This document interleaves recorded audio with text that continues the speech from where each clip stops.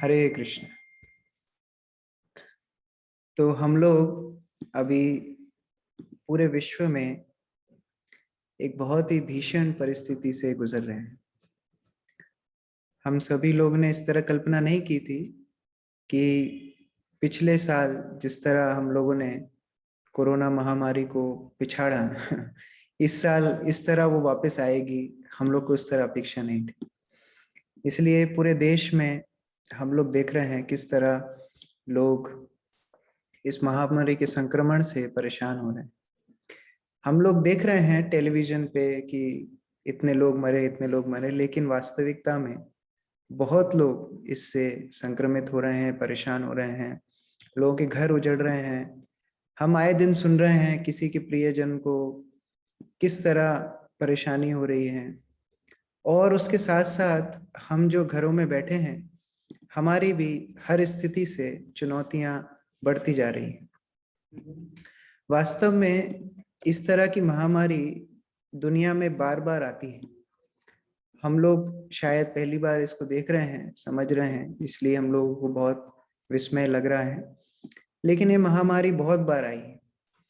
जैसे कि अनगिनत अनगिनत इस तरह उदाहरण है जहां ऐसी महामारी किसी देश में, किसी प्रांत में और पूरे विश्व में भी फैली है। जैसे 1350 में द ब्लैक डेथ नाम की महामारी फैली थी, जिसने पूरी दुनिया की 1/3 जनसंख्या को मार दिया था।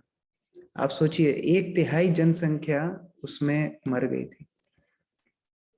1665 में बहुत बड़ा प्लेग हुआ था लंदन में, जिसने 20% लंदन की आबादी को खत्म कर दिया था। 1855 में फिर से ये प्लेग पैंडेमिक हुआ था, जिसमें 1.5 करोड़ लोग मर गए थे। आप सोचिए, अभी तक कोरोना ने रिकॉर्ड के हिसाब से 32 लाख लोगों को मारा है। उस एक महामारी में 1.5 करोड़ लोग मर गए थे। और उससे भी आगे 1918 में स्पेनिश फ्लू, जिसके कारण 5 करोड़ लोग पूरे विश्व में मरे थे। अभी तक तो हमारी संक्रमण पूरे विश्व में लगभग 15 करोड़ लोगों को संक्रमण हुआ है रिपोर्ट के हिसाब से, लेकिन उस महामारी में 5 करोड़ लोग मर गए थे। तो इतनी दुनिया में इतनी मुश्किलें लोगों ने सहन की है। हम लोग एक पुराना गाना गाते हैं ना, दुनिया में कितना गम है, मेरा गम कितना कम है। तो जब हम कंपेयर करेंगे पहले से, तो हम देखेंगे कि कितना वास्तविकता में ये संसार ने सहा है। लेकिन जब हम देखते हैं कि लोग मर रहे हैं, इतनी परेशानियां उठा रहे हैं, पूरे भारतवर्ष में जैसे एक आकंतिक हमले में भी इतना डर नहीं होता जितना अभी लोग डरे हुए हैं। तो क्या हम ऐसी स्थिति में डिप्रेस नहीं होंगे? क्या हम अपनी आशा नहीं खोएंगे? क्या हम लोग असहाय महसूस नहीं करेंगे? वास्तविकता में जितने लोग कोरोना से परेशान नहीं हैं, ये वर्ल्ड वाइड स्टैटिस्टिक्स बताती हैं, उतने लोग डिप्रेशन के शिकार हो रहे हैं। 63% लोग डिप्रेशन में जा रहे हैं रिपोर्ट के अनुसार, मतलब कि आधे से ज्यादा। 56% लोगों को स्ट्रेस हो रहा है, रात में नींद आने में परेशानी हो रही है। और 50% से ज्यादा लोग खाली बैठे हुए हैं, उनको बोर हो रहा है, बोरियत के मारे वो लोग परेशान हैं।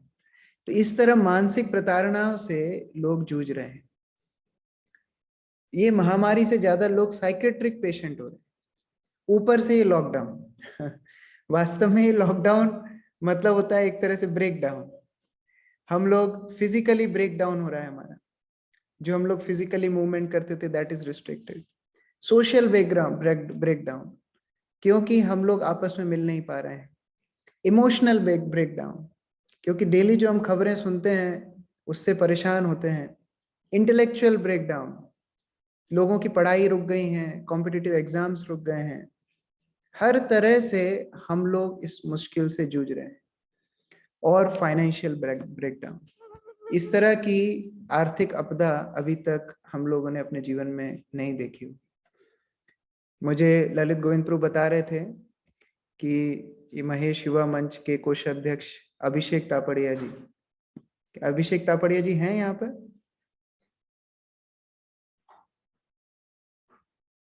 शायद नहीं है। तो मैं चर्चा कर रहा था कि कैसे फाइनेंशियली सब लोगों को मुश्किलें आ रही हैं। लोग वास्तव में बोल रहे हैं हम महामारी से मरने के लिए तैयार हैं, लेकिन हम लोग अभी ये इकोनॉमिक कंडीशन को सहन नहीं कर सकते। तो कोई अभिषेक तापड़िया है प्रभु जी यहाँ पे? है यहाँ पर?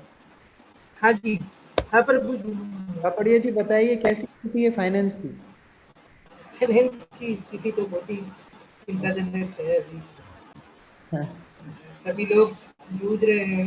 सभी लोगों के जो रिसोर्सेज थे पिछले 1-2 साल से धीरे धीरे गायब हो रहे हैं, सूख रहे हैं। सभी लोगों की परिस्थितियाँ और प्रतिकूल हो रही हैं। देखिए,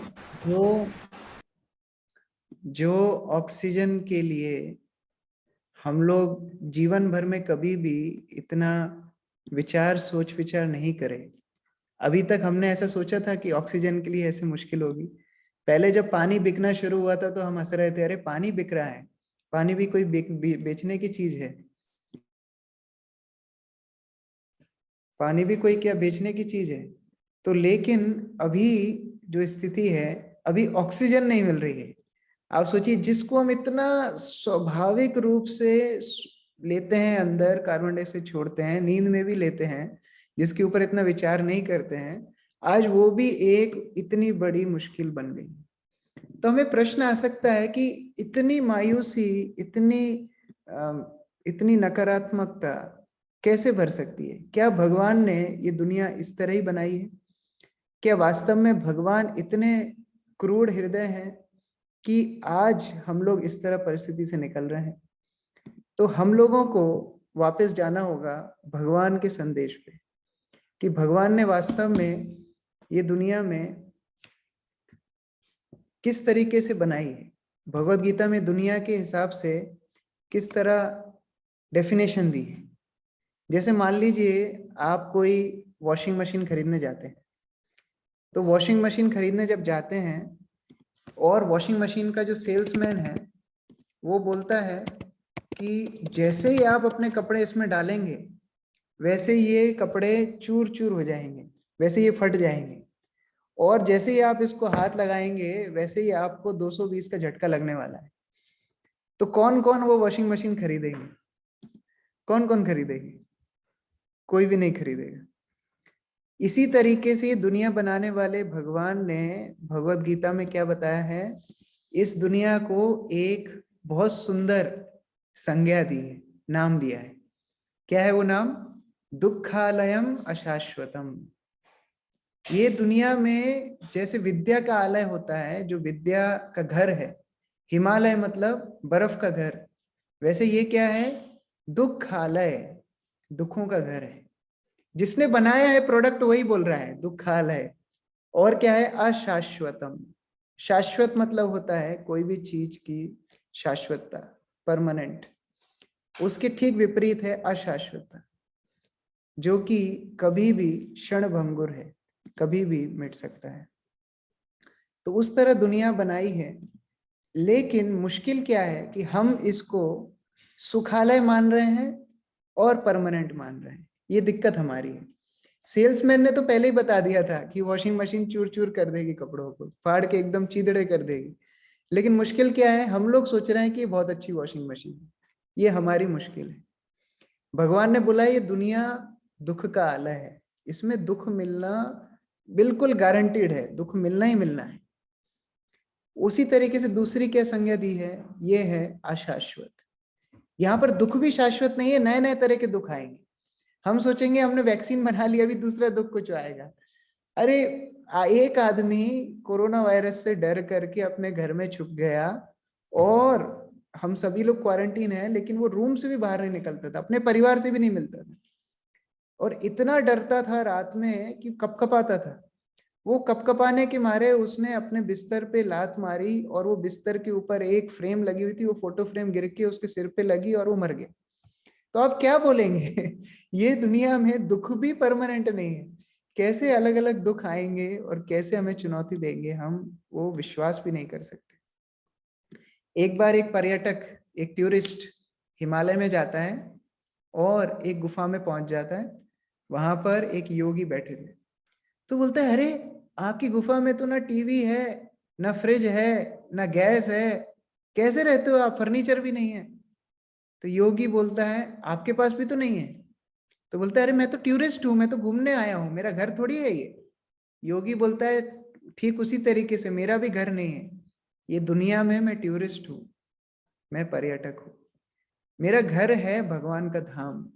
ये दुखालय मेरा घर नहीं है, यहां से मुझे दूर जाना है। इसलिए भगवत गीता में भगवान बोलते हैं, मात्रा स्पर्शस्तु कौन्तेय शीतोष्णो सुख दुख। एक ही चीज हमारे हाथ में है, सहन करना। जो सहे वो रहे, ये कहावत है।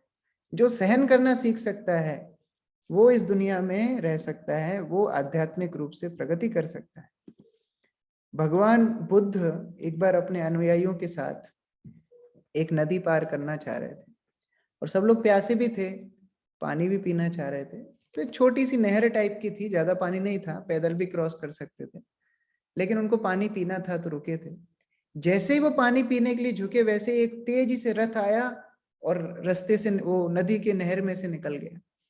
अब जब रथ नहर में से निकलेगा तो क्या होगा, मिट्टी उड़ेगी, पूरा पानी मटमैला हो जाएगा। बुद्ध बोलते हैं, रुको, हम रथ को नहीं रोक सकते थे, हम मिट्टी को नहीं रोक सकते थे, लेकिन हमारे सामर्थ्य में क्या है, पेशेंटली वेट करना, रुकना, धैर्य रखना। तो वास्तव में हमारे शास्त्रों ने ये सिद्धांत हमें सिखाया, धैर्य रखना। इस संसार में होते हुए भी हमें इस संसार का नहीं बनना है। भगवान भगवद गीता में बोलते हैं, पद्म पत्रम इवाम भसा। जिस तरह कमल पानी में रहते हुए भी कमल पानी को कभी स्पर्श नहीं करता, इस तरह हमको इस संसार में रहना है। हमारी मुश्किल क्या है, हम इस संसार को अपना मान बैठते हैं। इसीलिए इस संसार में जो दुख कष्ट होते हैं, हमको लगता है ये परमानेंट कंडीशन, लेकिन ये परमानेंट कंडीशन है नहीं। हालात कब अच्छे थे, मुझे बताइए, इतिहास में एक ऐसा कार्यकाल बताइए, एक ऐसा टाइम रेंज बताइए जहां हालात एकदम परफेक्ट थे, क्योंकि ये हो ही नहीं सकता। ये जो दुखालय है, अशाश्वत है, इसमें कभी भी, ये जीवन में कभी भी, या पुराने सिद्धांत में आप इतिहास उठा के देखिए, कभी भी ऐसा नहीं हो सकता कि हालात एकदम परफेक्ट थे, लोग एकदम मजे करते करते बढ़िया जीवन जिए, बढ़िया मर गए और बढ़िया खुश रहे, कोई ट्रेजेडी आई नहीं। आप लोग भी मूवीज देखते हैं, टीवी सीरियल देखते हैं, बताइए एक भी ऐसी मूवी है जिसमें ट्रेजेडी ना हो, एक भी ऐसा टीवी सीरियल जिसमें ट्रेजेडी, आपको ही मजा नहीं आएगा देखने में, क्योंकि वो रियलिटी नहीं है। रियलिटी क्या है दुनिया की, ये दुनिया में हमेशा ही हालात खराब रहे। पांडवों के सिद्धांत से देखिए, पांडवों के क्या जीवन में हालात अच्छे थे? यादवों के, जो कृष्ण के कुल में थे, उनके क्या हालात अच्छे थे? आपस में लड़ करके उनको मरना पड़ा।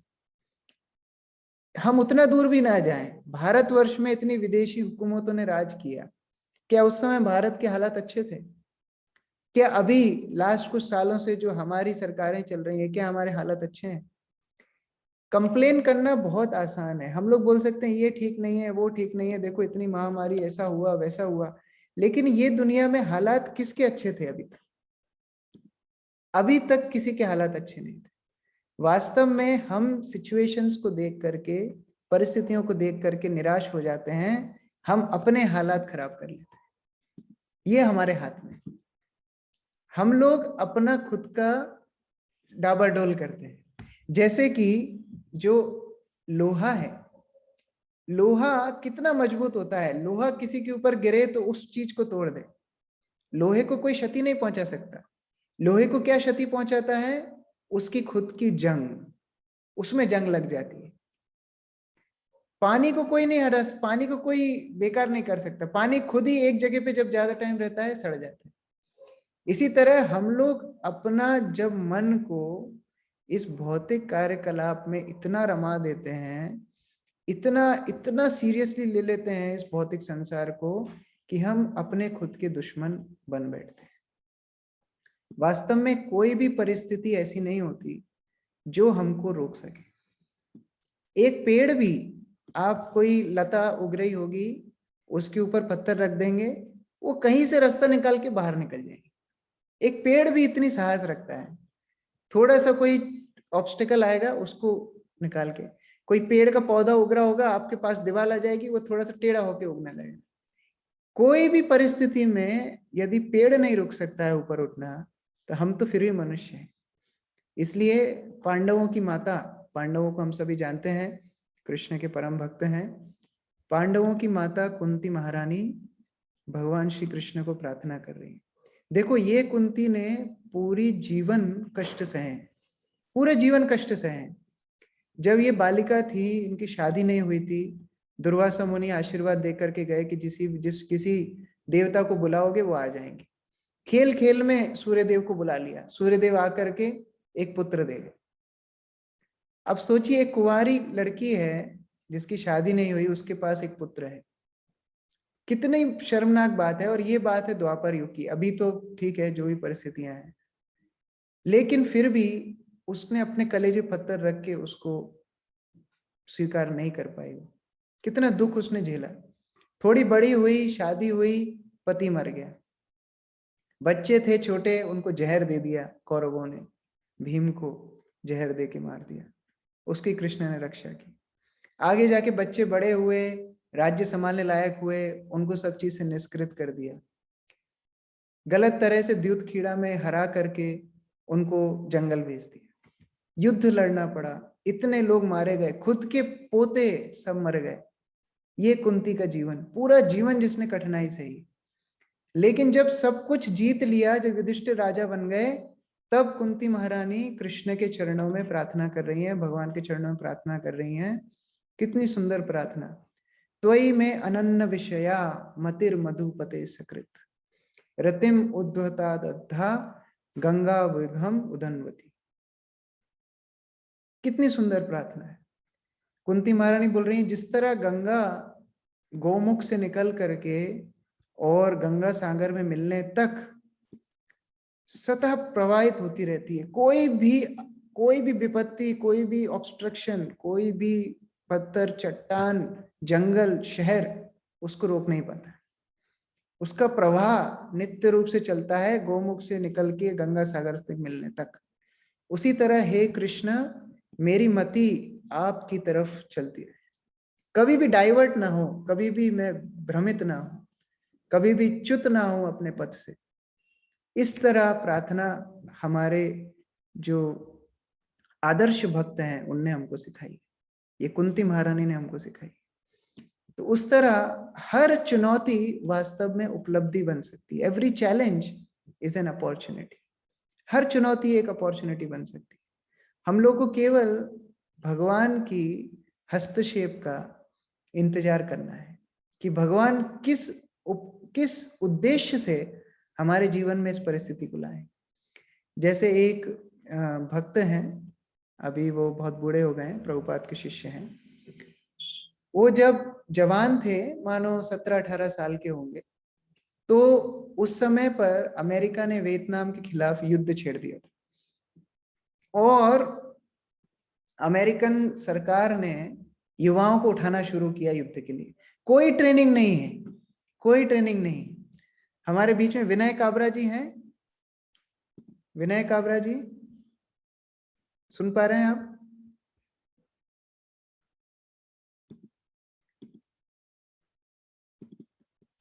शायद नहीं है।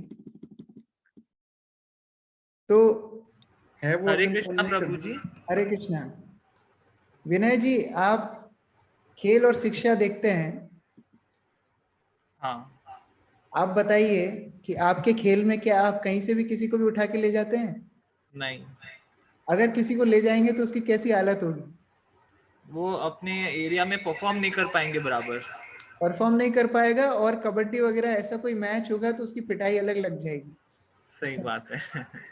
ये जो व्यक्ति थे अमेरिका में, इनको सरकार उठा के ले गई। 17-18 साल के लड़के, आप सोचिए, कोई ट्रेनिंग नहीं, हाथ में बंदूक थमा दी, लड़ने जाओ। जब पहली गोली चली, इनके पैर कपकपाने लगे, डर गए ये। और उनके पास में इनका दोस्त खड़ा था, उसको गोली लग गई। अब तो इनका पूरा बल फ्यूज हो गया। उन साथ में दोस्त खड़ा है, उसको गोली लग गई और इनके पैर कपकपा रहे हैं और हाथ में बंदूक है, कुछ कर नहीं पा रहे, सामने दुश्मन आ रहा है। तो इन्होंने क्या सोचा कि दोस्त तो मर गया, अब वो तो आना नहीं है, तो एक काम करते हैं, उसको अपने ऊपर डाल लेते हैं, उसकी बॉडी को।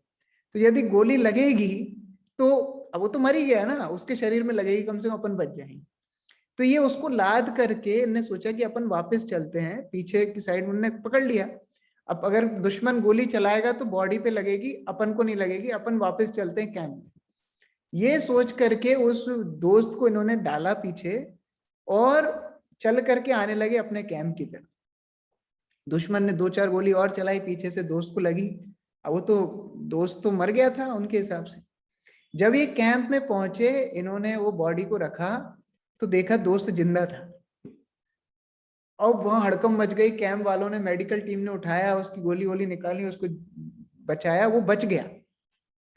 लोगों ने सोचा कि ये बंदे ने उसकी जान बचाई और उसको मेडल मिल गया। तो कई बार परिस्थिति प्रतिकूल दिखती है लेकिन अनुकूल हो जाती है। वो तो बेचारा बचने के लिए अपने शरीर पे अपने दोस्त का शरीर डाल करके आया था जिससे गोली ना लगे, लेकिन प्रतिकूल परिस्थिति अनुकूल बन गई। इसलिए हमको इंतजार करना चाहिए, देखना चाहिए कि ये परिस्थिति में भगवान ने हमारे लिए क्या आयोजन किया है। श्रीमद् भागवत में बहुत ही सुंदर कथा आती है ध्रुव महाराज की। आप सबने कथा सुनी है। ध्रुव अपने पिता उत्तानपाद की गोदी में बैठना चाहते थे और उनकी सौतेली माता सुरुचि ने उनको बोला कि आप इस पदवी पर बैठने के लायक नहीं। वास्तव में आप यदि ये शरीर छोड़ के मेरी कोख से जन्म लेंगे तब आप अपने पिता की गोदी में बैठ पाएंगे। सोचिए 5 साल की उम्र के बच्चे के लिए कितना बड़ा तिरस्कार है। उसकी सौतेली माँ ने उसको पिता की गोदी में बैठने से हटा दिया। अब कोई कम डिटर्मिनेशन वाला, कम एनर्जी वाला, एंथुसियाज्म वाला बंदा बैठ जाता, रोने लगता, हार जाता। ध्रुव महाराज ने ऐसा नहीं किया। अपनी माँ सुनीति के पास गए, बोले मुझे बताओ नारायण कहाँ मिलेंगे। सौतेली माता ने बोला नारायण की तपस्या करो, मेरे गर्भ से जन्म लो, मुझे बताओ नारायण कहाँ मिलेंगे। सुनीति उनकी माता समझाती, अरे ऐसे किसी की बात का बुरा नहीं मानते, बोलते नहीं मुझे बताओ नारायण कहाँ मिलेंगे। तो माता क्या करती है, वो बोलती है कि मैंने सुना है कि जंगल में नारायण मिलते हैं। 5 साल का बालक अकेला जंगल में निकल जाता है और 6 महीने के अंदर भगवान का दर्शन करता है। ये होती है तीव्र इच्छा। कोई परिस्थिति किसी को गिरा नहीं सकती यदि वो ये देखना सीख जाए कि भगवान ने हमारे जीवन में इस परिस्थिति में कुछ अच्छा छुपा करके रखा है। कितने बच्चों के साथ दुर्व्यवहार होता है। आज हम ध्रुव की कहानी क्यों सुन रहे हैं? कितने जानवर जंगल में मरते हैं, कितने ही मरते हैं, लेकिन गजेंद्र की कहानी सबको मालूम है। गजेंद्र को मगरमच्छ ने पकड़ा, उसने कमल पुष्प को उठा करके हरि का स्मरण किया, भगवान विष्णु आए उसको बचा के लेके गए। कितने जानवर जंगल में मरते हैं, हम लोग कोई रिकॉर्ड रखती है? सरकार भी कोई रिकॉर्ड रखती है? लेकिन हम गजेंद्र की कहानी हम सदियों से सुनते आ रहे हैं। क्यों? क्योंकि उसने भगवान को याद किया, उसने उस परिस्थिति में देखा कि भगवान की क्या इच्छा है। कई बार चीजें आसान नहीं होती, कई बार इतनी कठिनाइयां होती हैं कि परीक्षा पीढ़ी दर पीढ़ी चलती है। आप लोग सब जानते हैं गंगा को कौन लेकर के आया पृथ्वी पर? कौन लेकर के आया गंगा को पृथ्वी पर? कौन लेकर के आया? कौन बताना चाहेंगे? रीवा जी लिख रहे हैं कि भगीरथ। Very good. भगीरथ गंगा को पृथ्वी पर लेकर के आए। लेकिन क्या ये प्रयास केवल भगीरथ से शुरू हुआ था? नहीं, 3 पीढ़ियों की मेहनत, उनके पिता दिलीप की मेहनत, सगर के पुत्रों की मेहनत, इन सब की मेहनत, 3 पीढ़ियों की मेहनत थी जो गंगा पृथ्वी पर आई। अगर वो भी बैठ जाते, हाय हाय इतना महान काम ये तो हमसे होगा नहीं, हमारे सारे पूर्वज मर गए, इतने सारे लोगों को जला के भस्म कर दिया कपिल देव ने, हम भी भस्म हो जाएंगे, क्या यही जीवन की सार्थकता है? ऐसे अगर सोच के बैठ जाते तो आज उनके जीवन में भी कुछ प्राप्त नहीं कर पाते। तो इसलिए परिस्थितियों से भागने की बजाय हमें अपने आप को समय देना सीखना चाहिए। आज हमारे पास लॉकडाउन में इतना समय है, लेकिन हम लोग उसका कितना उपयोग कर रहे हैं, हमको अपने आप से पूछना चाहिए। किस तरह हम अपने आप को, अपनी स्किल्स को, अपनी भक्ति को, अपने अध्यात्म को, अपने कल्चर को किस तरह हम आगे बढ़ाने का प्रयास कर रहे हैं, हमको अपने आप से पूछना चाहिए। आईपीएल देखना बहुत आसान है टीवी चालू करो, आईपीएल देखो, नेटफ्लिक्स पे सीरीज के सीरीज देखो, बहुत आसान है। हम सोचते हैं टाइम पास कर रहे हैं, हम वास्तव में टाइम पास नहीं हो रहा है, हम पास हो रहे हैं। टाइम पास नहीं हो रहा है, हम पास हो रहे हैं, हमारा टाइम जा रहा है। कब मृत्यु आएगी हमको मालूम नहीं। इसलिए हम लोगों को प्रयत्नशील होना चाहिए। मिलिट्री में एक कहावत है, the more you sweat on the group, on the field, the less you bleed in the war. जितना ज्यादा आप पसीना बहाओगे प्रैक्टिस में, ग्राउंड पे, उतना कम खून बहाना पड़ेगा युद्ध में। तो ये युद्ध हमारे जीवन में कब आएगा हम नहीं जानते। इसलिए हम लोग को प्रयास करना चाहिए कि अपने जीवन में ये समय मिला है। हम हमेशा सोचते थे समय नहीं है हमारे पास, समय नहीं है, समय नहीं है, समय नहीं है। अब समय की भरमार है, इच्छा नहीं है। अब या तो हम इसको सो करके निकाल सकते हैं, सो करके, या फिर सीख करके, सीख कर सीख कर नहीं, सीख कर, सीख करके हमको ये समय को निकालना है। मैं जब छोटा था तो टीवी पर एक भजन आता था, राजस्थानी भजन, घना दिन सो लियो रे, अब तो जाग मुसाफिर जाग। आप लोगों ने सुना होगा। बहुत दिन से हम सो रहे हैं, अब हमको जागना है। अथा तो ब्रह्म जिज्ञासा, अब हमको ब्रह्म जिज्ञासा करना है, अब हमको जागना है, अब अपने लिए, समाज के लिए, भगवान के लिए कुछ करना है। क्योंकि जब तक ये बुरी आदतें, आलस की बुरी आदतें, स्वार्थ की, जब तक हम इन आदतों को नहीं तोड़ेंगे ना, ये आदतें हमको तोड़ देंगी। इसलिए अब सीख करके आगे बढ़ना है, सो करके आगे नहीं बढ़ना है। क्योंकि हम जानवरों को देखें ना, जानवर भी सुबह सुबह, चिड़िया चे चे चे चे चे चे सुबह से वो चालू कर देती हैं काम। फिर हम लोग क्यों जानवरों से कम, हम लोग क्या निकृष्ट हैं? हमारी रिस्पॉन्सिबिलिटी, हमारा दायित्व, हमारा कर्तव्य ज्यादा बड़ा है। इसलिए हमें समय का ध्यान रख के, हमें परिस्थितियों को अनुकूल रूप में ग्रहण करके आगे बढ़ना सीखना चाहिए। हम लोग सोच रहे हैं अरे इतनी महामारी हुई, इतनी चीजें अस्त व्यस्त हो गई, इतने लोग मर गए, लेकिन यही लॉकडाउन में बहुत अच्छी भी चीजें हुई हैं। आप जानकर के आपको हैरानी होगी कि लोगों का स्वास्थ्य अच्छा हुआ है। मतलब एक ब्रॉड वे में लोग अपने जो एसेंशियल वर्कर्स थे, जो फर्स्ट रिस्पॉन्डर्स थे, डॉक्टर्स थे, नर्सेस थे, उन लोगों का महत्व बड़ा है। हम लोग अपने आप को टाइम देना सीख रहे हैं, परिवारों में एक दूसरे को टाइम देना सीख रहे हैं। कार्बन डाइऑक्साइड जो इतनी बढ़ गई थी, 8% से गिर गई 2020 में। ये बहुत बड़ा, 70 साल का कार्बन डाइऑक्साइड एक साल में कम हो गया। हम लोग घर से काम करना सीख गए, वर्क फ्रॉम होम, ये सारी चीजें। और कंपनियां जो सोच रही थी बंद हो जाएंगी, उन लोगों का वास्तव में ज्यादा काम हो रहा है, क्योंकि लोग घर में हैं, उनको ट्रैवल नहीं करना पड़ रहा, उनका समय बच रहा है, वो लोग ज्यादा काम कर रहे हैं। समुद्र साफ हो गए। मैं अभी कुछ महीनों पहले वृंदावन गया था, और वृंदावन में देख रहा था कि यमुना, हम पहले यमुना को देखते थे, बहुत दुख होता था। यमुना में स्नान करने के लिए भी सोचना पड़ता था कि कितना दिल्ली से कितना कचरा आ रहा है। अभी यमुना साफ हो गई, तो वास्तव में पृथ्वी ने अपनी सर्विसिंग कर ली। जैसे एक गाड़ी की सर्विसिंग होती है, पृथ्वी ने अपनी सर्विसिंग कर ली। और ऐसे ही नहीं, लोगों का बिजनेस भी थ्राइव हुआ है। जब कोल और पेट्रोलियम सब गिर गए, तो सोलर एनर्जी वाले, विंड पावर वाले, उन्होंने अपना बिजनेस बढ़ा लिया। लोग स्वावलंबी होना लोगों ने सीख लिया, सेल्फ डिपेंडेंट होना सीख लिया, खुद का अनाज उगाने लगे, खुद के ऊपर डिपेंड। हम लोग भी मंदिर में, बाहर से हम लोग पहले फूल मंगाते थे, हम लोग ने खुद ने यहाँ पर गुरु महाराज के आदेश से लास्ट ईयर 1000 मोगरे के पेड़ लगाए। उसके बाद हम लोग खुद का, अभी हमारी एक गौशाला है नलवा में, वहां पर हम लोग कुछ शाक और इत्यादि घास वगैरह उगा रहे हैं। तो लोग सेल्फ डिपेंडेंट होना सीख गए, लोग ऑनलाइन चीजें सीख गए। आप सोच सकते हैं कोरोना के पहले तक आप सब लोग जूम पे इस तरह आकर के हरि कथा चर्चा करेंगे, तो कितना कुछ अच्छा भी हुआ है।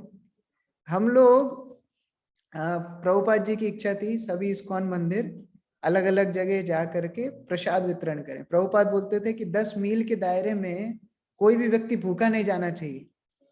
लेकिन जब हम प्रसाद बांटने जाते थे तो हम देखते थे कि लोगों को शर्म आती है लेने में। लेकिन ये कोरोना महामारी में इतना प्रसाद की कमी हो गई, लोग भूखे थे। इस्कॉन ने भारत में 40 करोड़ प्लेट प्रसाद की अभी तक बांट चुका है। 40 करोड़ प्लेट प्रसाद, फुल प्रसाद लोगों को बांट चुका है।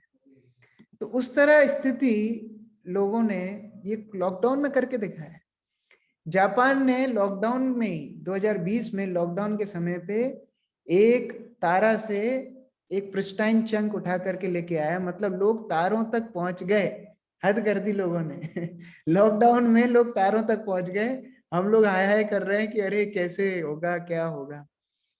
कोई भी चीज कीमती तभी बनती है जब कोई संघर्ष से गुजरे। हीरा होता है, कैसे बनता है हम जानते हैं। कोयले की खदान में हीरा निकलता है, कितने प्रेशर से गुजरता है, कितने सालों तक अंदर रहता है, तब हीरा बनता है। मूर्ति कैसे बनती है, हम जाते हैं मंदिरों में देखते हैं, अरे इतनी सुंदर मूर्ति। मूर्ति कैसे बनती है? वो पत्थर को छेनी से, हथौड़े से मूर्तिकार मारता है, काटता है, तब जाके मूर्ति बनती है। तो हमारे जीवन में हम लोग देख सकते हैं कि कैसे भगवान हमें परिस्थिति बना रहे हैं। श्रीमद् भागवत में एक और उदाहरण आता है, परीक्षित महाराज। जन्म में संघर्ष, उनके जब माँ के गर्भ में थे तभी अश्वत्थामा ने ब्रह्मास्त्र छोड़ दिया उनको मारने के।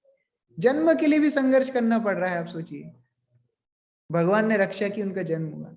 जब राजा बने तो कली ने आक्रमण कर दिया, धर्म के पैर, 3 पैर तोड़ दिए। ऐसी परिस्थिति में कली को चुनौती देनी पड़ी परीक्षित महाराज। और बाद में एक साधु के बेटे ने श्राप दे दिया, 7 दिन में तुम्हारी मृत्यु हो जाएगी। देखिए हर तरह से चुनौती है, लेकिन धर्म रक्षति इति रक्षिता। जो धर्म की रक्षा करता है, धर्म उसकी रक्षा करता है। वो 7 दिन में उन्होंने श्रीमद् भागवत का श्रवण किया, भगवान के धाम लौट। तो क्या अच्छा है? ये भौतिक संसार में करोड़ों साल सड़ना अच्छा है कि 7 दिन भगवान की हरिकथा सुन के भगवान के पास जाना अच्छा? हमारे आचार्य लोग बताते थे कि ये संसार एक टॉयलेट के जैसा है। टॉयलेट में आप जितना भी परफ्यूम डालो, रहने योग्य नहीं बना सकते। आप रहने की लायक जगह नहीं बना सकते टॉयलेट को। तो इसलिए इस संसार से छूट के भगवान के धाम में हमको जाना है। कई बार हमारे जीवन में ऐसी परिस्थितियां आएंगी जो हमको चुनौती देंगी, लेकिन हमको याद रखना है अशाश्वतम। भगवान भगवद गीता में बोल रहे हैं सब कुछ टेम्परेरी है, अशाश्वत है। एक राजा ने अपने मंत्री को पूछा कि एक ऐसा मंत्र बताओ जो मुझे हर चीज में उत्साह दे, हर चीज में मुझे बचाए। वो मंत्री बोलता है एदत अपि गमिष्यति। याद रखना ये भी चला जाएगा, इतना बस याद रखना, ये भी चला जाएगा। तो वो राजा के ऊपर आक्रमण हुआ, युद्ध हुआ, बड़ी भीषण परिस्थिति आई, तो उसने वही याद करा एदत अपि गमिष्यति, ये भी चला जाएगा। तो वो बड़े साहस के साथ युद्ध कर पाया। उसने अरे ये युद्ध भी चला जाएगा। और जब युद्ध जीत गया, लोग सम्मान करने लगे, बड़ी भेंट चढ़ाने लगे, और ऐसी परिस्थिति आ गई कि गर्भ में फूल जाएगा राजा, तब भी मंत्री ने धीरे से बोला एदत अपि गमिष्यति, ये भी चला जाएगा। तो अभी भीषण परिस्थिति है, वो भी चली जाएगी, लेकिन याद ये रखना है कि जब अच्छी परिस्थिति आएगी तब भगवान को नहीं भूलना। अभी तो हम सब लोग बहुत पूजा करा रहे हैं, बहुत यज्ञ करा रहे हैं, बहुत माला कर रहे हैं, लेकिन जब अच्छी स्थिति आएगी तब भी भगवान को वैसे ही याद करना है। ये शास्त्र बताते हैं। सुखे दुखे दोनों तरीके से भगवान को याद करना है। और जब हम ऐसा करते हैं तब वास्तव में भगवान हमारी मदद करते हैं। भौतिक जीवन में भी ये साहस दिखाना पड़ता है कोई भी बड़ा काम करने के लिए। हम लोग बड़े बड़े एग्जाम्पल सुनते हैं, Martin Luther king, Mahatma Gandhi, बड़े बड़े बहुत, इवन नेपोलियन, हिटलर ने जो भी किया, लेकिन साहस तो था, खुद के सिद्धांत के ऊपर विश्वास तो था। उसने मारा बहुत लोगों को, लेकिन फिर उसको अपने सिद्धांत के ऊपर विश्वास था, इसलिए कुछ कर पाए। मैं हिटलर की साइड नहीं ले रहा हूं, लेकिन मैं उसके विश्वास का एक उदाहरण की तरह बोल रहा हूं कि अगर कोई व्यक्ति गलत चीज के लिए इतना साहस रख सकता है, तो हम सही चीज के लिए क्यों नहीं साहस रख सकते? हम रामायण में देखते हैं अंगद हनुमान कितना साहस दिखाए। अंगद अकेले चले गए और अपना पैर जो जमाया लंका में रावण के सामने, अंगद बोलते हैं अगर मेरा पैर तुमने उठा दिया तो राम सीता छोड़ करके वापस चले जाएंगे। देखो आप साहस देखो, ये साहस होता है व्यक्ति का। क्योंकि अगर हमारे जीवन में कुछ ऐसी कारण नहीं है जिसके लिए हम अपना जीवन दे सकते हैं, तो हमारे पास जीने के लिए भी कोई कारण नहीं है। If you don't have anything to die for, you have no reason to live for. अगर मरने के लिए कोई कारण नहीं है, अपना जीवन देने के लिए कोई कारण नहीं, तो जी क्यों रहे हैं उसके लिए भी कोई कारण नहीं। रास्ते बंद होंगे, चुनौतियां आएंगी, लेकिन हमें दृढ़ विश्वास के साथ आगे बढ़ना सीखना चाहिए। मैं एक बार हमारे परम पूज्य गुरु महाराज के साथ जा रहा था मायापुर से, श्री श्रीमद भक्तिचार्य स्वामी महाराज।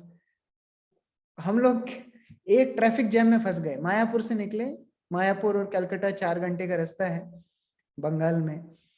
वहां मायापुर से हम लोग निकले और एक रास्ते में फंस गए। गुरु महाराज को एक इंपॉर्टेंट मीटिंग में जाना था, उन्होंने बोला गाड़ी घुमाओ, दूसरे रास्ते पे जाएंगे। ऐसा नहीं वहीं पर रुक गए, भुट्टा खरीद लिया, नींबू लगाया, भुट्टा खाएंगे, थोड़ा टाइम पास करेंगे, नहीं। अगर कोई गोल है, कोई उद्देश्य है, उसके लिए दृढ़ विश्वास। दूसरे रास्ते पे गए, वहां भी जाम मिला। तीसरे रास्ते पे गए, वहां भी जाम मिला। गुरु महाराज ने बोला गाड़ी घुमाओ, नदी के पास लेके जाओ। नदी पे गए, हम लोग बड़ी गाड़ी में थे, स्कॉर्पियो जैसी गाड़ी थी। एक नाव वाले से गुरु महाराज ने बात की, नाव के ऊपर गाड़ी को चढ़ाया और वो गाड़ी को नाव पे चढ़ा करके, नाव से नदी पार करके गाड़ी को दूसरे तट पे ले जा करके, वहां से जाके टाइम पे पहुंच के कलकत्ता मीटिंग अटेंड की। ये होता है दृढ़ निश्चय। हम लोग सोच सकते हैं इस तरह, हम लोग वहीं पर बैठ जाएंगे, अरे क्या हो गया, क्या हो गया, क्या सब कुछ चला गया, हमारा फ्लाइट छूट गई, ये हो गया, वो।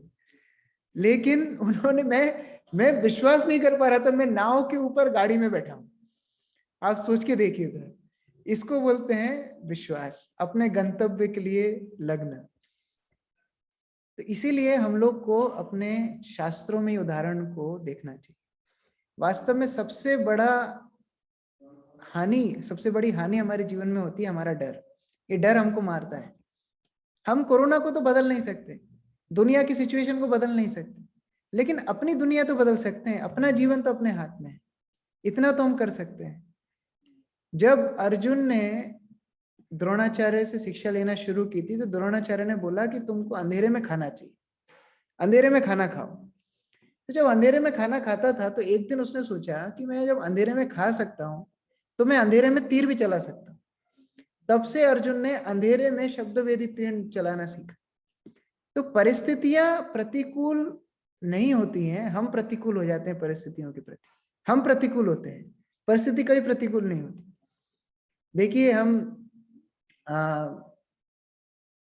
सब लोग पूजा करते हैं शिव जी की भारतवर्ष। शंकर जी की पूजा क्यों होती है? शंकर जी की पूजा इसलिए होती है, इतने महान वैष्णव हैं, वैष्णवानाम यथा शंभो, कि जो भगवान की पूरी प्रकृति को हलाहल विष मिटाने वाला था, उसको भी पान करके एक नेगेटिव सिचुएशन को पॉजिटिव सिचुएशन बना। ये होते हैं भगवान के भक्त। कितना साहस होता है! कौन आज के जीवन में, दुनिया में ऐसा कर सकता है? जो विष पूरी दुनिया को मिटा सकता था, उसको पी करके और पूरी दुनिया को एक सकारात्मक जीवन प्रदान किया महादेव ने। ये होते हैं भगवान के भक्त। तो जब हम भक्ति करेंगे, जब हम अध्यात्म को अपनाएंगे, लोग हमेशा साथ नहीं देंगे। वो लोग सोचेंगे अरे कितना कुछ इंपॉर्टेंट काम करने के लिए आप कहाँ हरे कृष्ण हरे राम में लगे हुए। लेकिन वास्तव में अगर दुनिया को कोई बचाएगा, तो ये है हमारा भारत का अध्यात्म, हमारे शास्त्रों की शिक्षाएं, भगवान का हरिनाम। इनके अलावा और कोई दुनिया को बचा नहीं सकता। लोग पहले आपको नेग्लेक्ट करेंगे, आपकी उपेक्षा करेंगे, आपको लोग क्रिटिसाइज करेंगे, आपकी बुराई करेंगे। जब वो देखेंगे कि आप अपने गंतव्य के प्रति बहुत ही गंभीर हैं, तो धीरे धीरे मन ही मन आपका सम्मान करना शुरू करेंगे और बाद में आपको वो फॉलो करेंगे।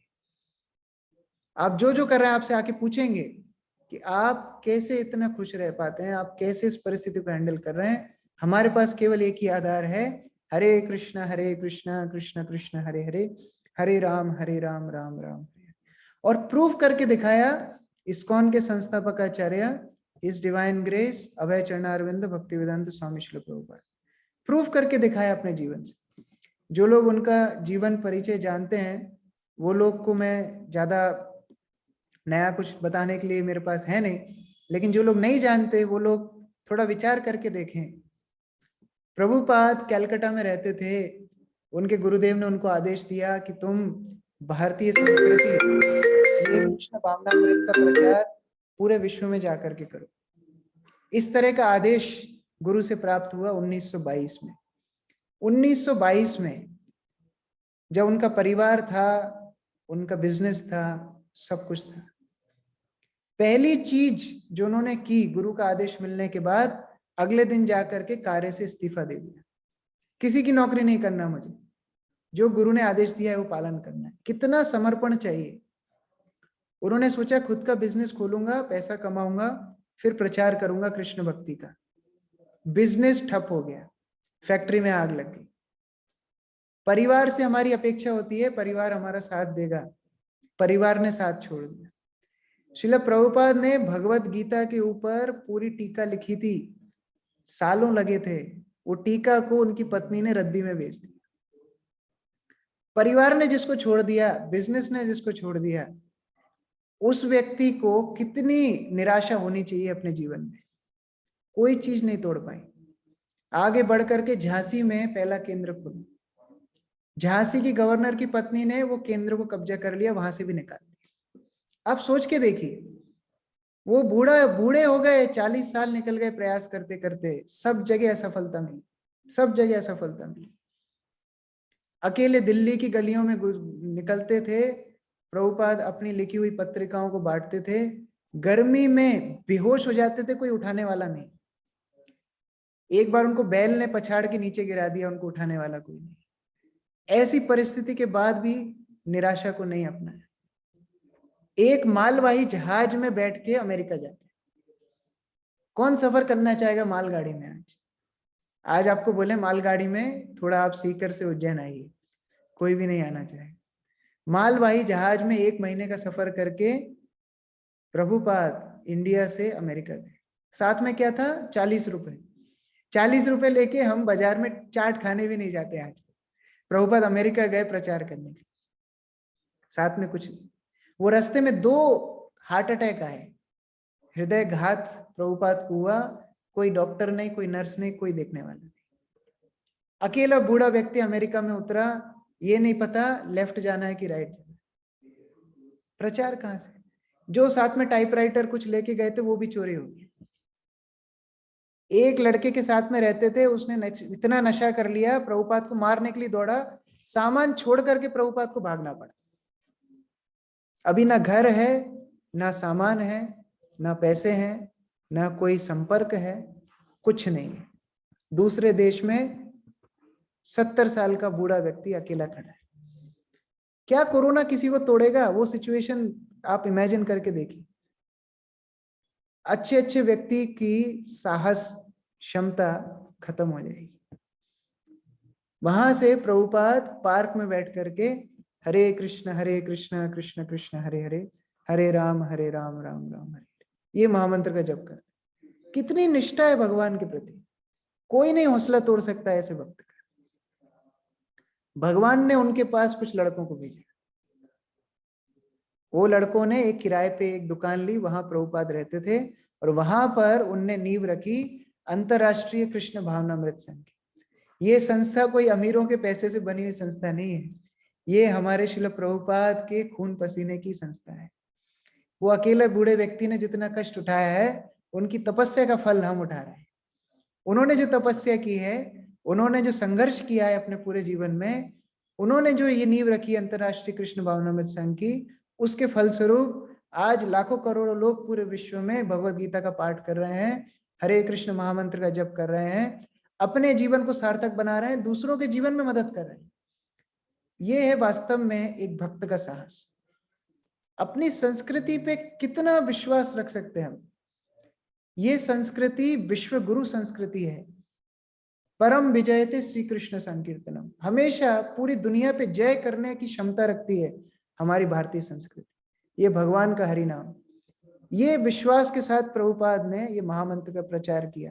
कौन उन ऐसे भक्तों को रोक पाएगा? कौन ऐसे भक्त को किसी भी सिचुएशन में नीचा दिखा पाएगा? ये सिद्धांत अपने जीवन से उदाहरण प्रस्तुत किया श्रील प्रभुपाद। केवल हम ऐसे साधुओं को, ऐसे महात्मा महान पुरुषों को याद करके अपनी परेशानियों को, अपनी छोटी छोटी समस्याओं को आसानी से भूल सकते। हमारे जीवन में क्या परेशानी है? ये महात्मा लोगों ने इतनी परेशानी उठा करके जीवन का कल्याण किया, दुनिया का कल्याण किया। हम लोगों ने अपने जीवन में क्या किया? लेकिन हम लोग केवल इतना कर सकते हैं, जो कार्य उन्होंने आगे बढ़ाया है, जो कार्य उन्होंने शुरू किया है, उसमें हम समर्थन दें। उन्होंने सब काम करके रख दिया, पूरे विश्व में प्रचार है, पूरे विश्व में भगवद गीता लोग पढ़ रहे हैं, अब हमको केवल इसको आगे बढ़ाना है। तो हम लोग साथ में मिलकर के एक सकारात्मक अंग बने समाज का। ये कृष्ण भक्ति अपना करके दूसरों को कृष्ण भक्ति देने का प्रयास करें। ये हरिनाम के बल से इस कलियुग की विपदाओं का चुनौतीपूर्ण उत्तर दें। एक सूरज भी ढलता है तो वो पूछता है कि मेरी जिम्मेदारी कौन लेगा? सूरज ढलेगा तो कौन जिम्मेदारी लेगा? अंधेरा तो होगा ही। लेकिन दीपक बोलता है जितना मेरा साहस है उतना मैं करूंगा। तो हम प्रभुपाद जैसे सूरज नहीं बन सकते हैं, लेकिन कम से कम एक दीप बन के उनके दिखाए हुए पथ पर चल तो सकते हैं। इसलिए हम लोग को प्रयास करना है पूरी निष्ठा से। ये वास्तव में कोई भी परिस्थिति हमको हरा नहीं सकती यदि हम भगवान की शरण लेते हैं। प्रभुपाद जी बोलते थे, ये भारत वर्ष में जिनका जन्म हुआ है उनके ऊपर ये दायित्व है। हमारे शास्त्र बोलते हैं, भारत भूमि तो हैल मनुष्य जन्म यार, जन्म सार्थक करी कर परो। ये वास्तव में हमारी रिस्पॉन्सिबिलिटी है। प्रभुपाद बोलते थे, तुम क्या एक पाकिस्तान, एक जमीन के टुकड़े के लिए लड़ रहे हो? मैं एक भारतवासी पूरे विश्व में जाकर के कृष्ण भावनामृत को फैला दिया। पूरा विश्व आज भारतीय संस्कृति अपना रहा है। एक भारतीय, अगर आप सब मेरे साथ मिलेंगे, प्रभुपाद बोलते तो हम क्या कुछ नहीं कर सकते। एक जमीन के टुकड़े के लिए हम लोग लड़ रहे हैं। ये कृष्ण भावनामृत में इतनी शक्ति है, ये सब परिस्थिति से हमको विजयी बना सकती है। तो आइए हम लोग भगवान श्री कृष्ण की शरण में जाएं। ऐसे महान आचार्य जिनने हमको अपने जीवन की सार्थकता पूर्ण करने का रास्ता दिखाया, उनकी शरण में जाएं। शास्त्रों में जो अच्युत मार्ग दिखाया है, जो कभी भी फेल नहीं होगा, कभी भी च्युत नहीं होगा, कभी भी हारेगा नहीं, अजय पथ, ये हरिनाम का पथ दिखाया है, हम उस पे आगे बढ़े। हरे कृष्ण महामंत्र के बल से हम लोग ये दुनिया में जितनी भी बुराइयां हैं उनसे हम लड़ाई करें, तब जाकर के हम अपने मनुष्य जीवन को सार्थक बना सकते हैं और इस दुनिया में हम कुछ अच्छा कर सकते हैं। हरे कृष्णा कृष्णा कृष्णा हरे हरे, हरे राम राम राम हरे हरे। जगत गुरु श्रील प्रभुपाद की जय। समवेत भक्तवृंद की जय। भगवद गीता यथारूप की जय। पूर्ण पुरुषोत्तम भगवान श्री कृष्ण की जय।